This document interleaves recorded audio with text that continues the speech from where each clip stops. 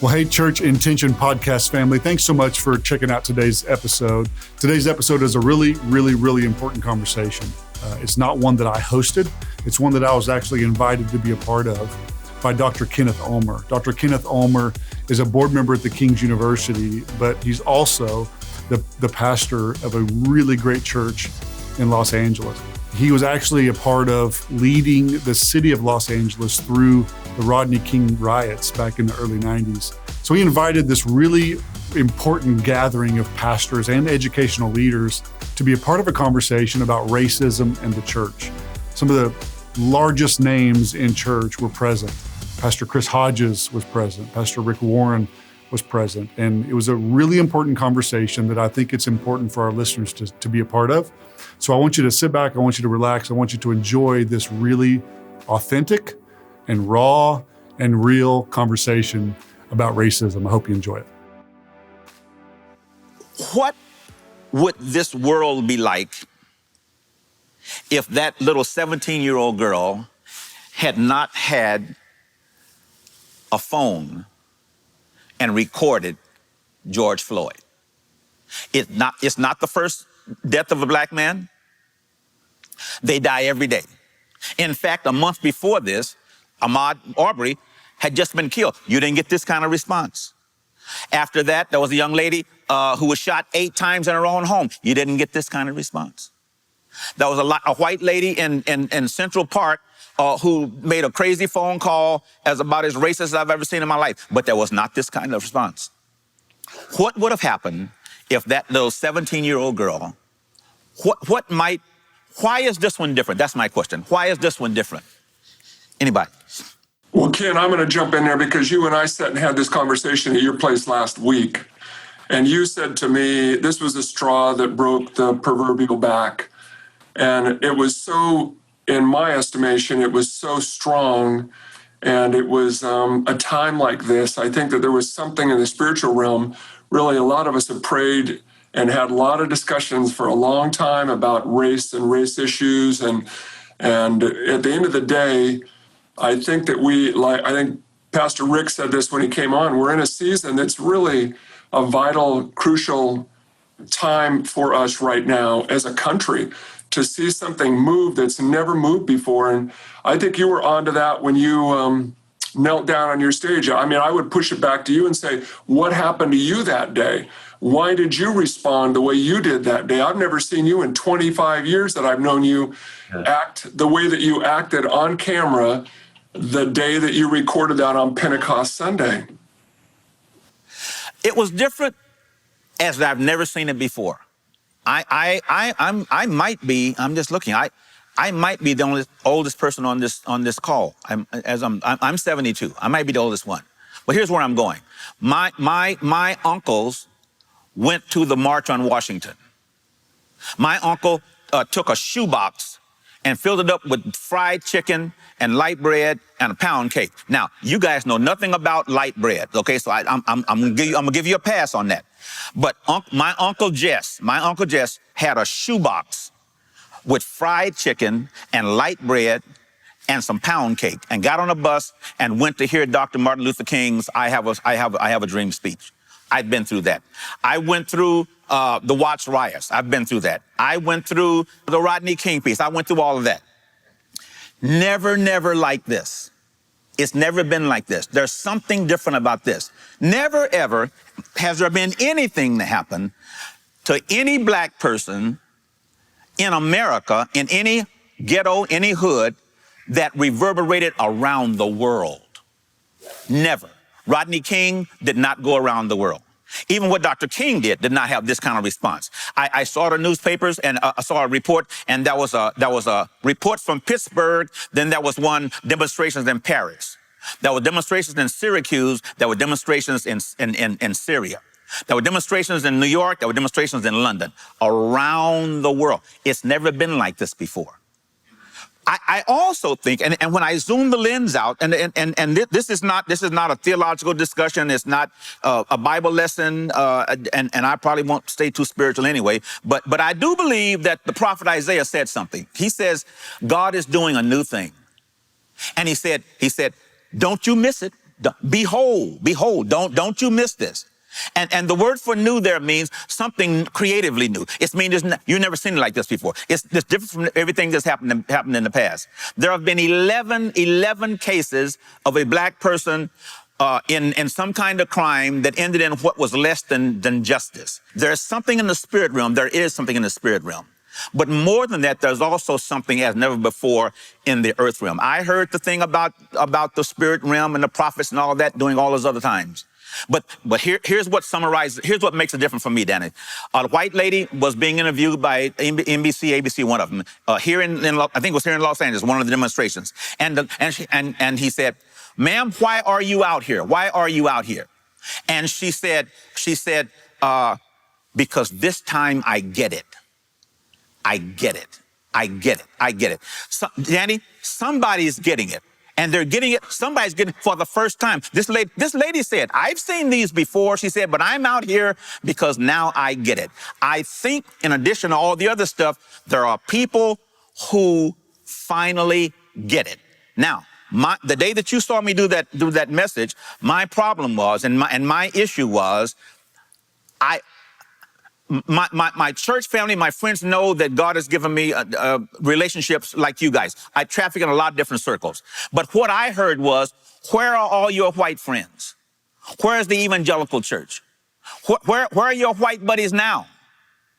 And so I said on that day, and here's what got me upset. I'm saying, I feel like I'm out here by myself. We go to conferences together, all of us on this call and many others. We've done conferences. You've been to your church, I've been to my church. We've been around the world together. Yeah, but when stuff like this happened, what was different? What made me upset and what made me concerned was, I'm saying, wow, who's got my back? Who's here? Who's here?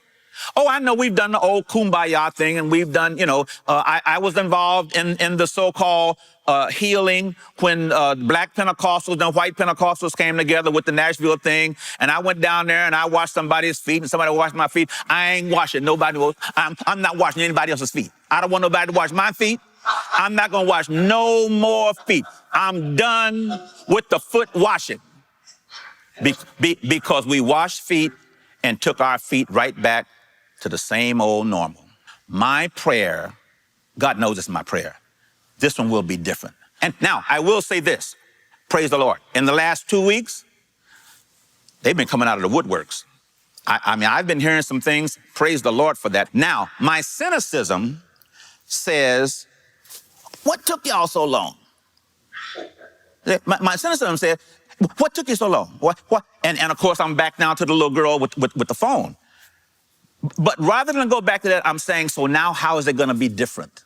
How is it going to be different? How have you guys been responding in your circles and the other circles that you're in? What have you guys seen this time that makes it different? One thing I just was thinking as you were talking, Bishop, that just the video itself of watching other police officers standing by and not responding, I wonder if that isn't metaphorical to us watching things go on in society. And like you said, certain friends of yours are silent and just kind of watching. But this is a horrible thing that we're all watching. And maybe God was able to use that. But I think it's great that we're having more conversations right now than ever before about racism and what it looks like and what it means and how it affects us all. I think, Ken, three things that make this one different. You nailed it. The reason why it caught everybody's attention was twofold. One, everybody's got an iPhone today, and social media makes everybody a reporter. But there's also, I believe that God used the COVID crisis to get everybody's attention. There was no other things to talk about. The stuff that gives false humility, like sports, where you got black and white players playing together and everybody's rooting for the team, but then if you meet them on the street, they don't act the same way. The very fact that COVID put everybody at home, it's like God said, when every parent has done this. When your kids are fighting, you say, everybody go to your room, take a time out. When you get a better attitude, you can come out. God gave the whole world a timeout. Said, go to your room, take a timeout. And during that timeout, this happened. And I believe it is divinely ordained. There are three things that are different about this protest. Number one is the diversity of it. There are 10, 20, maybe 30 million white people out there protesting too. It's not just African Americans, it's not just our black brothers and sisters. So the diversity of it. Number two is it's global. They're protesting in Korea and Spain and Australia. And there are Black Lives Matters movements literally all around the world. We've never seen that, Ken, in our lifetime, never seen it. And then the third is the sustainability. And that is, look, we're into the end of week 2, and it shows no sign of slowing down. That, as well as I do, that when, Trayvon Martin was here or anybody else, it was a couple days of madness, flash in the pan, upset, and then it dissipated, and something else took the front page. And so I think COVID actually is one of the things that helped focus everybody's attention. You asked, what are we doing? Well, in our own church, we've had a new level of repentance. We are a multicultural church, but that's not enough. And I realized that. 25 years ago, we changed the A in Saddleback. Each letter represents a value to be all nation congregation. And we said, we want to be a church that looks like it's going to look like in heaven. We are. We speak 167 languages in our church. We may be the most diverse church in America, but that's not enough. What God convicted me of in the last 2 weeks is we have to be an anti-racist church. We have to be a pro-justice and anti-injustice church. Everybody said stereotypes. You can be stereotyped for being a Christian, for being fat, for being skinny, for what part of the country you came from, for your accent. So everybody's experienced rejection in life. But our black brothers and sisters have something different, and that is being afraid in their own country. And that's not right. Yeah. That's not right. I said, you know what? Everybody, if a red light turns on as you're driving down the street, everybody gets a little nervous because it's authority going to stop you. Okay, we all feel that. But I have to say that in all my years, I've never been worried that somebody's going to throw me on the ground. And I've never been worried that somebody's going to pull a gun on me and shoot me or put their foot on my neck and deprive me of air. I just don't have that experience. It's not right for black brothers and sisters to be afraid in their own country. But here's the point.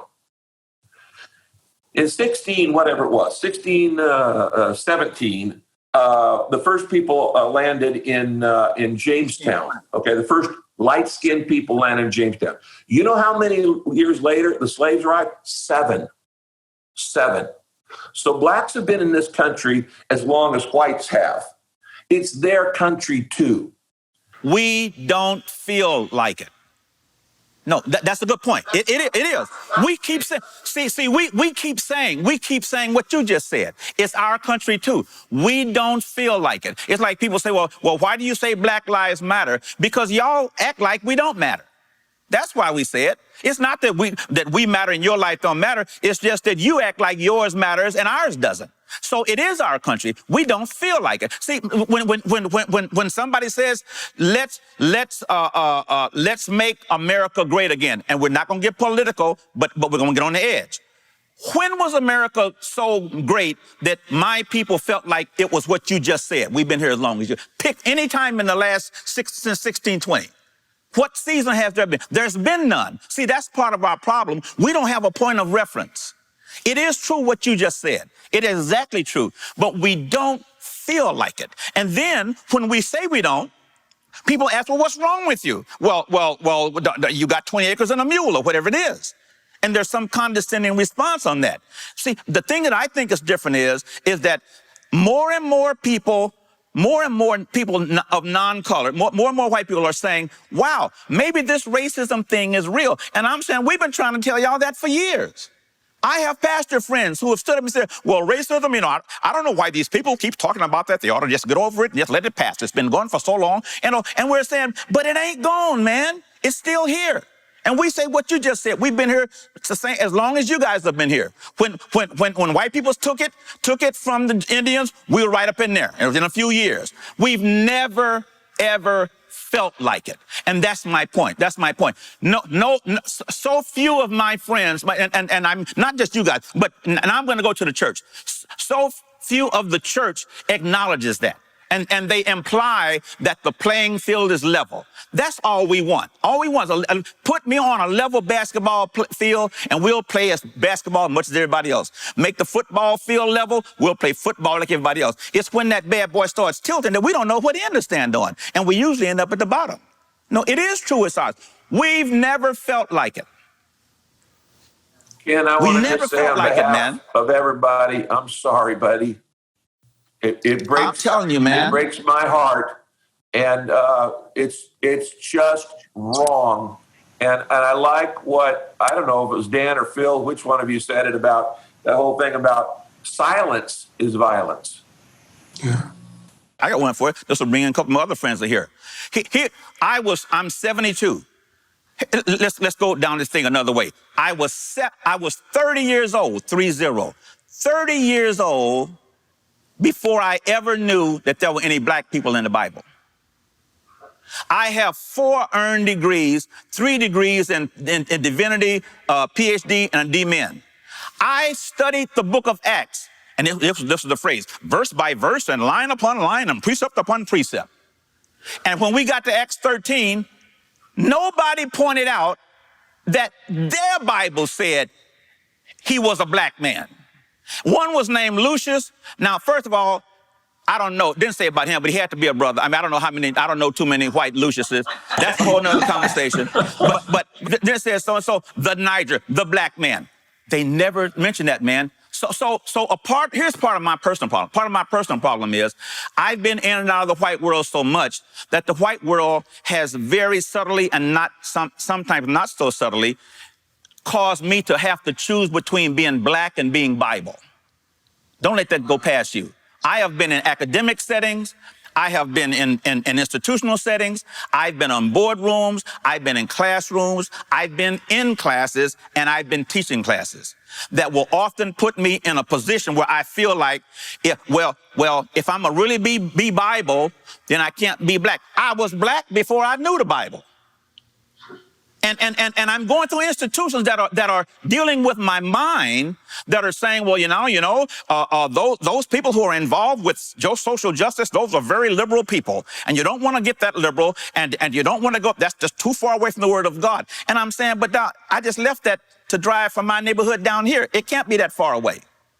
But I'm just so now I'm on the systemic institutional level. I mean, how can we're going to prepare men and women for ministry and everything? But when we wave the flag about exegesis and all that, and exegete and all that, no one told me, man. Survey of the New Testament. Nobody told me. Acts, the book of Acts, line upon line, verse by verse. Nobody ever told me. The growth of the church history. Nobody told me that that some of those church fathers were from Africa. Hey, Ken, let me jump in here since I do work at an academy. So, well, you do so far. You stay on this call, you may not. I don't know. One of these days we'll get you to Biola to teach again, and we always love having you here. But like to your last point, every theologian, every biblical scholar should read Tom Oden's book, How Africa Shaped the Christian Mind. It's subtitled Rediscovering the African Seedbed of Western Christianity. And he just gives example after example of Augustine and Origen and Athanasius and Tertullian about how they shaped. So the way in which we understand hermeneutics and spiritual formation and Christian universities and exegesis, which you talked about, and theology and church councils, it came from the south to the north, not the north from the south, and all of Europe, both Eastern Europe, Constantine, Western Europe, Rome, they were influenced by like the African mind. And this is not just the Ethiopian eunuch. These were like 1st, 2nd, 3rd century theologians and pastors. And I think we've become amnesiac. We think we actually Christianized Africa. Africa Christianized us. And we have so much to recover on that. And I do think that we have become amnesiac about the great contributions that need to be rediscovered, about how both Saharan and Sub-Saharan Africa have played a significant role in how we understand the way in which we do theology, in which we think about the monastic life and church and spiritual formation, the way in which we even do universities. It was like in Alexandria in Egypt, where big libraries started. I just feel like we have done a disservice by forgetting and not pointing to the great contributions. And the same is true for the courses that we teach. We have plenty of great theologians and biblical scholars and church historians that are not white, and we want to make sure that they're added to the syllabi for lots of reasons. But one is for the young African American student. When she comes to Biola, she can say, "Hey, like I could be like that one day. There's someone who is a great New Testament scholar, and she looks like me, and her story's like mine, and we owe that to you as well." So there's a lot of work that needs to be done. But when it comes to like where things started, we have a powerful story in Tom Oden's book, which everybody should be reading. Pastors should be reading them and telling those stories, and theologians and biblical scholars should be as well. It should be a required text. So, I have a friend in South Africa, and here was his problem. I have a friend in South Africa. Here was his problem. It's still trying to be post-apartheid. And he's in a metropolitan area, and here's his problem. His church was becoming more and more blacks were joining his church after that. Here was his problem. He hurt for the experiences, for the injustice of the people of color who was coming to his church. Here was his problem. His problem was he could not say very much about it.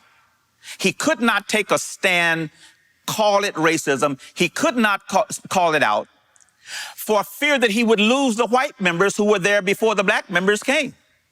He struggled with how to, and I know him, so I know his heart. I know, but it was going to cost him too much. That's the first thing. The second thing was he strategically, and this has to do with his leadership also, he strategically had a glass ceiling on how integrated the black guys would be in their church. They were leading the Bible studies, and they were doing this in this group. None of them were in a position of authority. None of them were in the leadership. None of them were at the top. So two things. He shared with tears in his eyes. He said, "Man, I'll lose my church." And what he was saying was, the people who pay the bills around here, if I can I say that? If I tick them off, did I go too far? If I tick them off, the bills got to be paid. And then if I bring them up too high, I'm going to upset the equilibrium of this church. And so I felt for him because I know where his heart was. But it was going to cost him. Has it ever cost anybody something for standing? I've had people leave my church, and we're not even that integrated yet. I've had people leave this church because I said I want white people to come. Has it cost you anything? Let me go there with you, because I played your video last week that you and I recorded together. Right. And I spent the end of this week responding to so many people who pushed back because of different things, aspects. Mostly it was your focus, it was your intensity, and they read that as being disrespectful to me. And I just said to them, hold it. Ken Ulmer and I are friends. Yeah. And when your friend is in trouble, you either run away from your friend or you run to your friend. I chose to run to my friend when he was in trouble. And when your friend is in trouble and he dumps on you, that's part of having a friendship. Faithful are the words of a friend. I just told everybody, look, we are friends, and do not be offended for me, because I'm not offended. I am totally okay with the discussion. But what I see, Ken, still happening is that people in churches, white people particularly, are really pushed quickly to defense, to a place of saying, you know what, I'm not comfortable with the discussion when it gets intense. I'm not comfortable with the discussion when it gets accusatory, or, like you said, systematic. And so, when I saw Kirk Franklin talking the other day, and Kirk Franklin was talking about this record he cut with Toby Mac and a couple of, and Mandisa or somebody else, there's a couple of people on it, and he heard it on the radio the first time. And when it got to his line in the song, they had deleted him out of the song because he was talking about 22s. And they assumed, the white people who deleted him, that 22s meant guns, and did not understand that they meant rims on a car for a black person in the ghetto, that was how they read this. And so they delete, and he said that is what systematic racism in America looks like today. And that helped me so much to go, okay, we have got to get into a dialogue, into a place where we get past this, where we get safe with each other somewhere. And anyway, I just want you to know that, because I think that's really important for the conversation. Yeah, I have white friends who have black members in their congregation. Their strategy is, we don't say anything. We don't go there. We don't get into anything racial. We don't want to rustle feathers and stuff. We just don't. We want them to be comfortable, but we don't want to make the people who pay the bills, who've been here, don't want to make them uncomfortable. So we just won't go there. And I think that's unfair, man. That's unfair. That's unfair. I know a friend of mine. During the election. I'm trying my best not to be political, and he had a way to the right person come on a Sunday morning, and I know personally of about 5 or 6 black couples who left, only because they were saying, "Well, wow, I didn't know that's where you guys were. I didn't know you," because they never really addressed it. But it's real, man. I'm 70 years old. A year and a half ago, I'm in Dallas, Texas. I'm speaking at the Fairmont Hotel. I'm the guest speaker for the conference. They send a limousine to pick me up. I drive up on a circle drive. I get out of the limousine. I'm waiting there for my luggage. A white lady drives up behind me in a Mercedes-Benz. She's obviously late for her appointment. She gets out. She takes her keys and tosses her keys to me and says, "Take care of my car, boy." I'm 70 years old, man. That was a year and a half ago. I'm a grown man. And that was not back in Martin Luther King days. Now, add that to the scar that I've carried for 60 years, 60. I'm about 10 years old. There's an event in, I'm from East St. Louis, Illinois. Not St. Louis, there is a difference. I'm from East St. Louis, Illinois, and the Mississippi River divides them. There's a big amusement event called the Admiral, big steamship. It floats up and down the Mississippi River. I was the only black piano student in an all-white music school, Shields School of Music. I'm the only black student. They're taking the whole student body on the Admiral. I'll remember it like it's yesterday. I'm got my little Sunday suit on, and I'm holding my dad's hand on this hand and my mom's hand over here. And we're walking down the wharf to get on this ship. And at the bottom, there's this big, huge white cop with a Smokey the Bear hat on, and there's this man dressed in all white who I find out who's the captain. I'm 10 years old, man. We get to the bottom, and the big guy says, where are you going? And my mother says, "Well, we're going on the Admiral because my son is a student and they're taking the student." And the white captain says, "Not today, you ain't." And my mother said, "No, you don't understand. You don't understand. See, my son is a music student, and all the class at the school is going to an Admiral." And the big cop I'll remember it like it was yesterday, put his finger in my daddy's face and said, "We don't let niggas on this boat. And if you niggas don't get away from me, I'm gonna run you in." Now listen to me. My big impression was not just the big white man.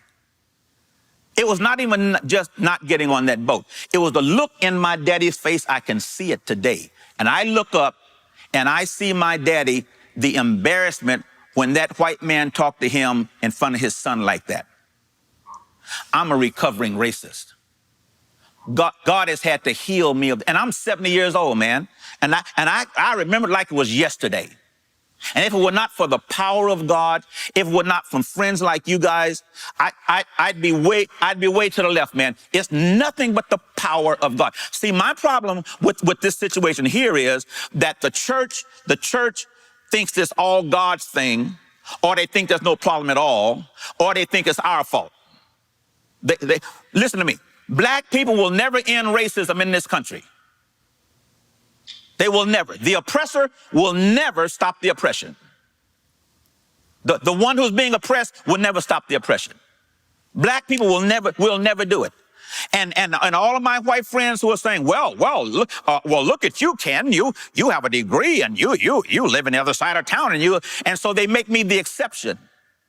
So I've been in rooms and I've been in crowds where I knew that I was about one offense away of getting kicked out of that room because I had to learn how to play the game. But those scars, man, there's a family issue in this problem. There's an institutional, systemic issue in this problem, and there's a heart problem. The Bible says God can take out a hard heart, put in a pliable heart. He's doing that with me. But there's a system that's got to be addressed, man. And you guys run the systems. You guys like you run this system. And when you guys say, we sing Kumbaya and all that kind of stuff, but you so often, and let me disclaimer, I don't speak for all the black folk in the world, and I don't expect y'all to speak for all the white folk in the world. Okay, so we'll acknowledge we ain't monolithic. But y'all's folk run the institutions, make the laws. Now, my problem is, I'm afraid, and I'm really afraid, that some of these young black kids out here, they're going to march and march and march. And I'm saying, when you get through marching, march to the voting booth. Because some laws have got to be changed. Some systems have got to be changed. And when you guys get through marching, and when you go to take your placards and your signs home, if you don't get engaged in this system, nothing's going to change. That's my fear, because that's what's happened in the past. Ken, if I could jump in here for a second, I think what you said is so powerful that people who have influence have to speak up. If I think of the Bible journey of the early church, cross, resurrection, Pentecost, but it took the Jerusalem Council, people who had an opportunity to make a decision to open the gates to everyone. And I think that was the tipping point of the New Testament church, because the people that were in power, the people that had influence in that early followership of Jesus made a decision. It wasn't the people pressing up. It was the people in influence pressing down. It was about a year ago, I saw a picture of the Statue of Liberty I'd never saw before. We all see the statue holding the flame, but someone showed me a picture of the feet of the person holding the flame. There are broken chains. You can't have a picture of freedom without both seeing the flame of liberty and the oppression and injustice broken. And that was 150 years ago. But I think that's the power that we have to leverage, is that, when King George wouldn't listen to the early fathers, they had a revolution. But if you have the leaders leading the change, you have reconciliation. And I think that's the difference. God gave his life. I think he's the greatest example. The one who was the perfect one, the one who didn't need to repent, became the sacrificial lamb. I think he's our great example.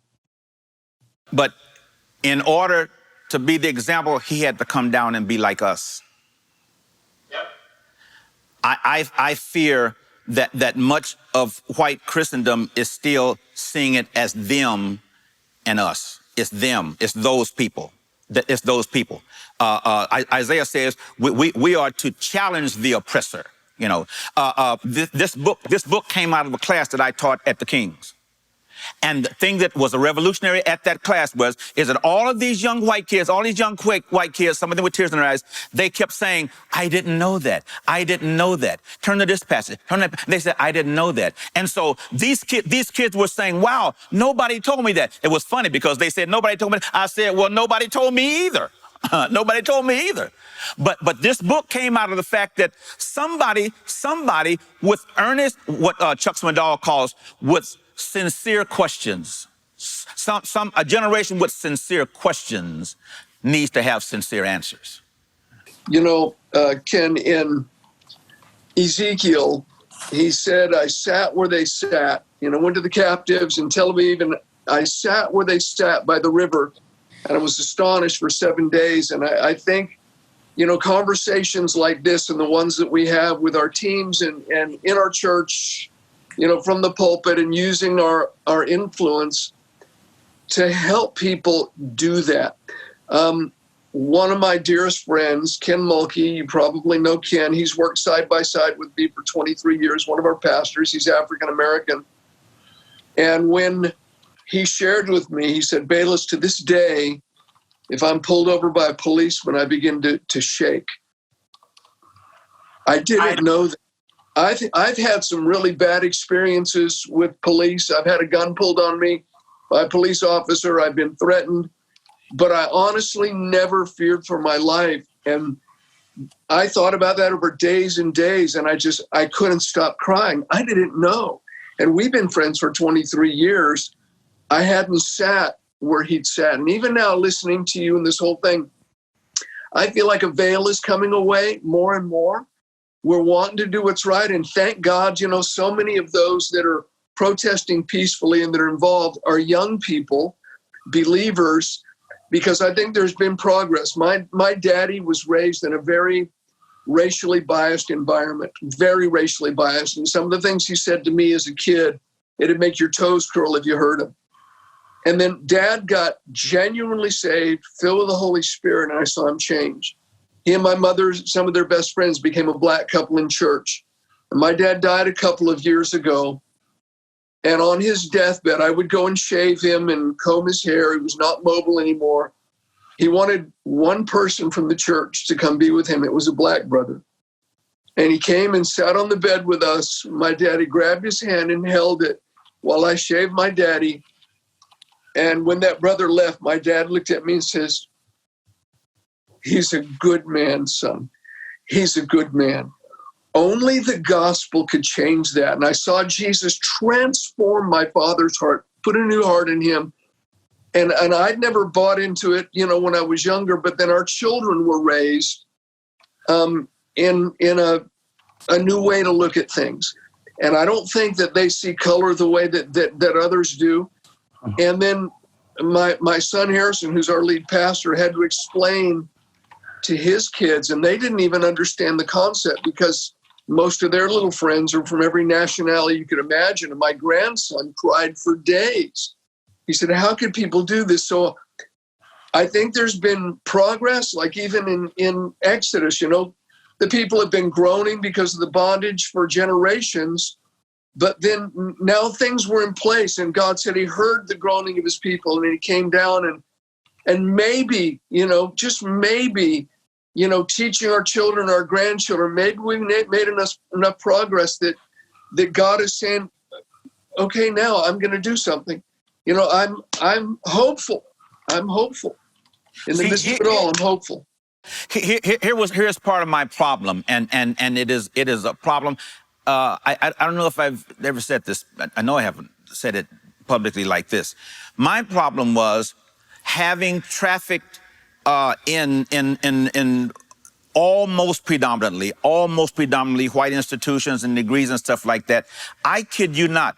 I was taught overtly and subtly.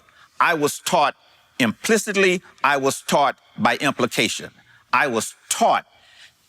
You don't say too much about those things over there. You don't, all that justice stuff, all that justice stuff, that's carnal. That's liberal theology. So here's my problem. So I said, I'll be pastor of this church next year, 39 years, 38 years this time, year after next, 40 years.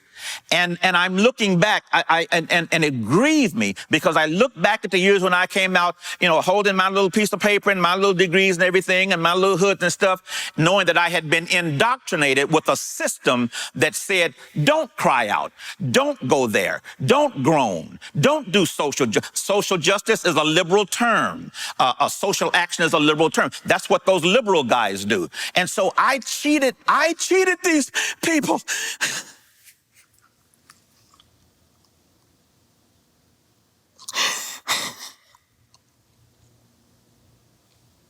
Bishop, we all love you, and we're here on this phone call because we've had a relationship with you over the years. We do love you. And all of that is of God. And again, you're kind of, you talk about ripping off that Band-Aid where everything comes back over you.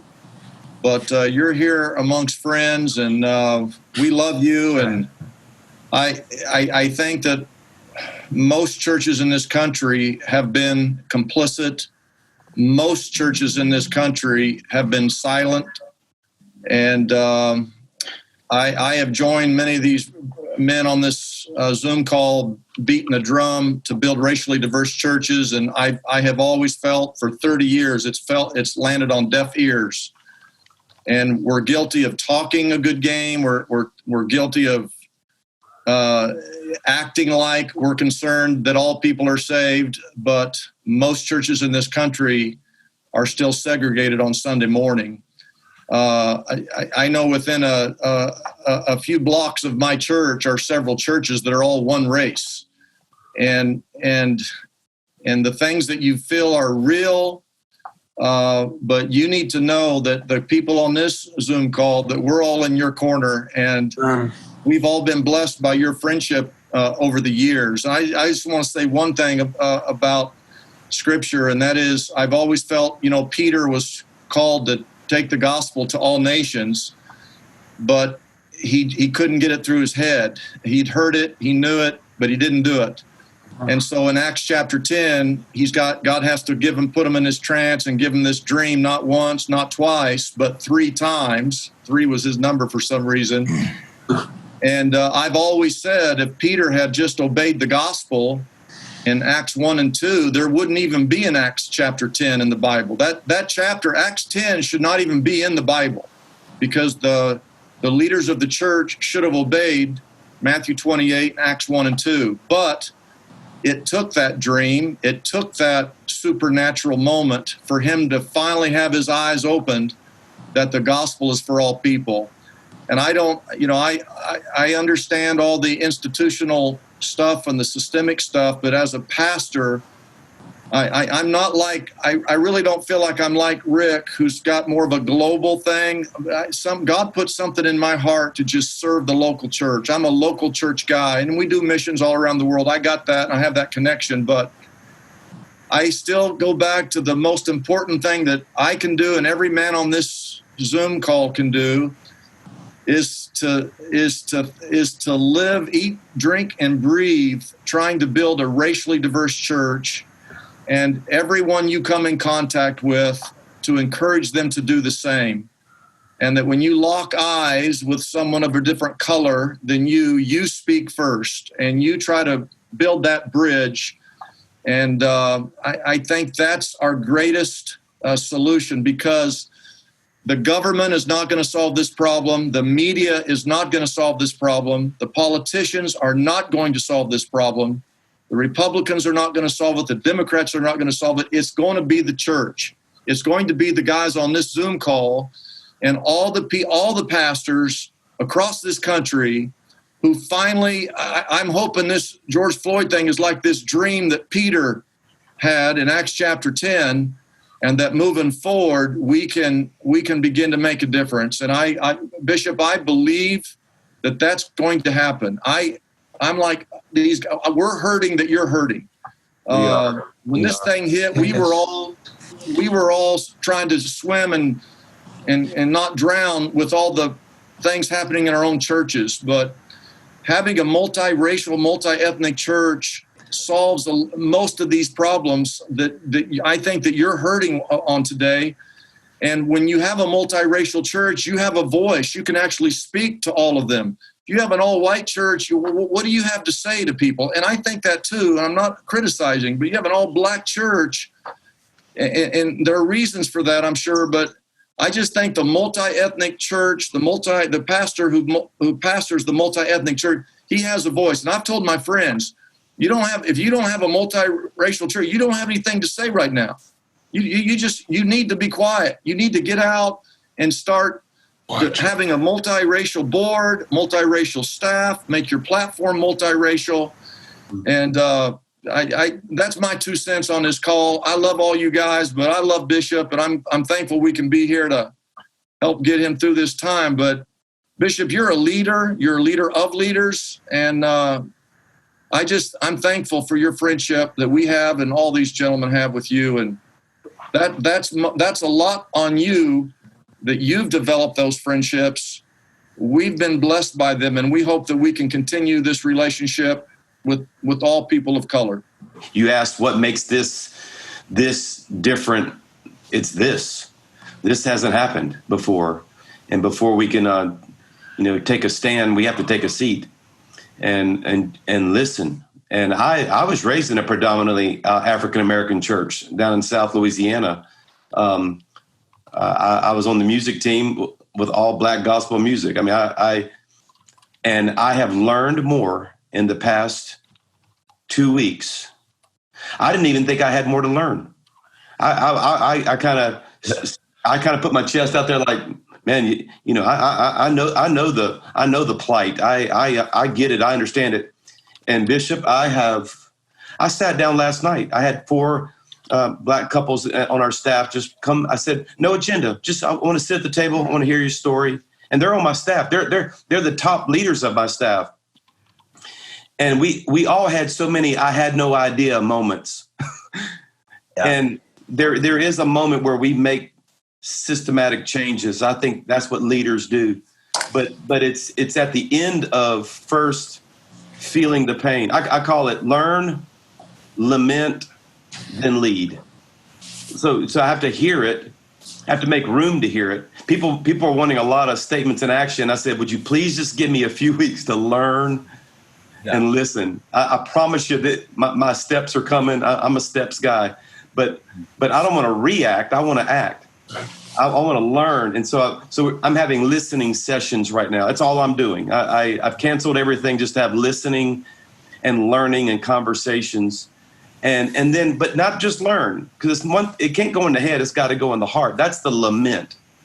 I had one of our staff say, I didn't want an answer from you. I just wanted you to feel what I feel. Right. And that's what I do at a funeral. I don't go to a funeral and explain why the person died I'm just there. And I weep with those who weep and mourn with those who mourn. So, and then once we go through that process, I think that's when we can offer the best solutions. But my brother, let me encourage you. This is different. And I think it's different not just because of the particular horrific nature of this incident. I think it's by the Holy Spirit. I think God set us up in biblical history for this moment. And I think that it happened in the season of Pentecost, that there is a rebirthing of the church in this area. And I have great hope, and I encourage you, and I'm honored to be on this conversation with you guys. I love what the Bible says. Jesus was moved with compassion. He was moved. And a tremendous young black scholar, Eric Mason, a young black scholar. Eric Mason says, proximity breeds empathy. Distance breeds suspicion. Proximity breeds empathy. Jesus was moved with compassion. He was moved. And there's the idea of not just feeling sorry, but of moving to relieve the hurt that he perceived. It was him doing some action to it. He was moving into it. And so this call was because you can't care, you can't cry if you don't care. Yeah. You can't cry. A very dear friend of mine, a Jewish rabbi, lives in Israel. And wrote me last Monday, and he said, I want to share with you a Jewish tale out of the Targums of one of them. And he says, two friends who have been friends for years were talking to one another, and one says, "Do you love me?" And the other man said, "Oh man, yeah, I love you. We grew up together. We go fishing together." Says, "But do you love me?" He said, "Oh yeah, I love you. He says, "Why am I hurting?" He said, tell me. I care. Tell me. He said, "If you really love me, you'd know what hurts me. If you were really that close to me, you'd know I'm hurting now. If this thing is real," and that's why, and I'm very serious. That's why this group is on this call. I reached. Somebody asked me this week, "Well, did you get a call?" No, it was more than that, and I got calls from many of you. But for this gathering, I called you, and I called you because the proximity. And I've been in this business long enough to know real friendship is not measured by the frequency of communication, but by the depth of commitment to that relationship. And so we don't have coffee all the time and go to Starbucks all the time, but there's something here that yo, hey, help, and that's why we're here. I'm on a Zoom call with most of my heroes. And if you're the oldest person on the call, I'm the youngest person on the call. You've been drawing breath over 30 years longer than I have. I'm ripe old age of 40. And, I kind of have this one leg in higher ed and one leg in the local church. I love my higher ed side with Dr. Corey and the president of the university. But, I also still pastor a church in Oklahoma City. And it's not as big as y'all's churches. It's a church of 4,000 or 5,000, but I just have this perspective where I have one foot in both. And I, like many of you, I made a statement to my church a couple of weeks ago, and, took 7-8 minutes in my church service and made a statement. It was an authoritative statement. It was something that I would still stand behind. But on my drive back to Dallas that day, I heard your sermon. And I knew that it wasn't enough. And so what I want you to know, Ken, is that representing the next generation, I hear you. And I felt like that day I picked up a mantle of sorts, and I knew that I had to go back the next Sunday and preach a sermon. I knew that a statement wasn't enough. And I knew that I had to use what platform that God had given me. And what I really believe is happening, I agree with Pastor Rick. I believe that this is orchestrated by God. I believe that hard times make for soft hearts. And I think that God is using these hard times to soften hearts. We heard Pastor Rick's testimony before we started this of all the amazing things happening in all of our churches. And I just think that there's a battle happening. And instead of mourning the battle, I'm almost getting excited about it. Yeah. And when the children of Israel came out of Egypt, they had a lot of paths they could go. It says that they didn't go on the way of the Philistines. He took them in a roundabout way, and then they were going to go up through the spy route, and that didn't happen. Then they go over to the Edomites to try to get to the King's Highway, and that didn't happen. So God takes them all the way around to what is referred to as the desert road, the desert highway, the hardest road, the one that nobody wanted to go down, the driest, the most dangerous road. But God took them on the most difficult path to fight battles. And I'm talking to a bunch of pastors. They go on up east of the Jordan River. They fight the Amorites. They defight King Og. They defight this territory. And the most difficult path led them to battles. But what's the most enlightening to me is that wasn't even the promised land. But because they faced those battles, those battle lines became border lines. And so that became the new border for the nation where the battles happen. And what I believe I'm doing is I believe that as a 40-year-old, I get to fight a battle. It's a battle today, but for my kids, it'll be a border.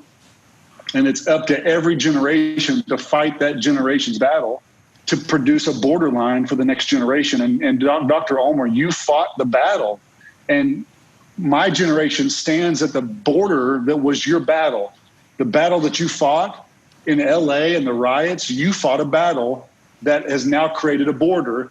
And now it's my generation's turn to fight a battle that'll create a border. And every generation we get closer and closer and closer to where we want to be. So I just want you to hear my heart, Doctor. I love you, and you inspired me.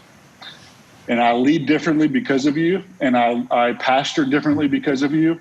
And so I love you. Thank you for inviting me to be at this. And I'll pick up the mantle. Pick up the mantle. Amen. I just wanted to thank you for trusting us. I appreciate your personal vulnerability. And so then we just have to take on this systemic challenge that is going to be a bigger battle. There was a theologian back in the 50s, 60s, his name Elton Trueblood, and he said, Lord, give me a place to stand. Give me a place to stand. And God's going to give you guys. I'm not a prophet nor the son of a prophet, but I'm telling you, God's going to give each one of you in your own settings, in your own place, in your own culture, whatever. God's going to give you a place to stand. And when God does that, I just watched the series on Michael Jordan, and the coach said, "Get the ball to Michael. I don't care whatever the play was. Get the ball to Michael." And God's going to get the ball to you. I speak it, and I'm not a prophet, but God's going to give the ball to you, and you're going to have a chance to either score, pass it, or fumble it. And that's when we're all going to have to stand before God. Thank you for listening to the Church InTension podcast. For more information, visit churchintention.com. The King's University is an accredited, Spirit-empowered evangelical university in Southlake, Texas. To learn more, visit tku.edu.